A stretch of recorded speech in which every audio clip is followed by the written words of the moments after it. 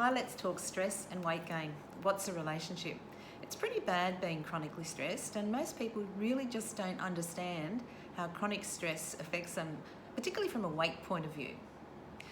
It's pretty simple, really. There's an absolute straightforward formula, and I hope you all learn this today. And that is when you're chronically tired or stressed from any source, whether it's from overthinking, worrying, going to bed too late, not getting enough sleep, eating a diet that's full of high glycemic index carbohydrates, foods that raise your blood sugar very quickly and to a high level, or whether it's from surgery, whether it's from overtraining, overwork, being a perfectionist, not being able to say no, being in debt.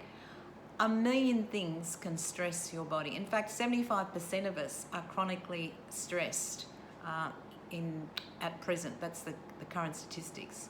So what happens when you are chronically stressed is that your body actually produces more of the adrenal hormone cortisol to give you energy to cope with that stress. Unfortunately, what happens with that is that it produces higher blood sugar levels to give you that energy. Now, unless you are going to do a 10K run or you're going to do some form of exercise to use up that additional blood sugar, it can potentially lead to weight gain, definitely, and also insulin resistance and diabetes. Now, at present, we have a huge problem in most developing societies with insulin resistance. And how can you tell if you've got insulin resistance? Usually you've got fat around your belly. You've got a stress belly. We call it a stress belly. And insulin resistance is, 40% of the population have it at the moment. And so it's something that you really need to avoid. Now, what can we do about that? There's three things that I want to share with you today, which are really important things that you can do right now, today. And that is the number one, top of your list thing is that you must get enough sleep. Sleep has been researched now, and it is so important to you enjoying your life, being able to live a full and healthy life, longevity. And when you don't get enough sleep, what happens is your body actually produces more cortisol, it needs more cortisol, and your blood sugar levels go up. So it is definitely linked to weight gain. Lack of sleep equals weight gain. You don't look good and you're more likely to gain weight. So that's number one. Be in bed by 10 p.m. and try and get 8 hours of uninterrupted sleep. Okay, how can you do that? Well, first of all, sleep in a dark room. Have all electronic devices switched off. Make sure your room has some form of fresh air coming in if possible.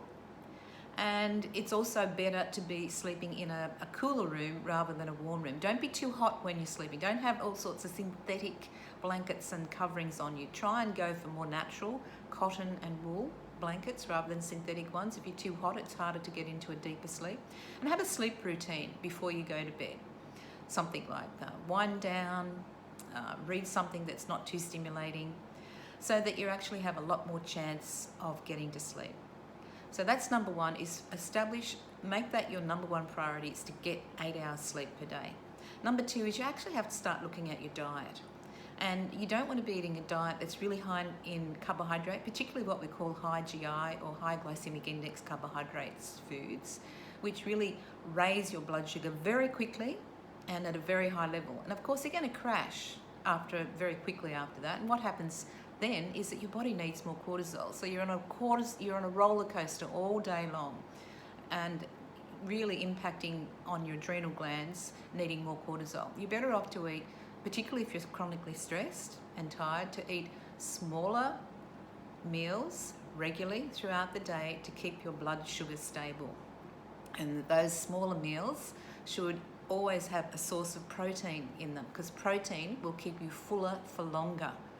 And it reduces the glycemic index load of whatever you've eaten.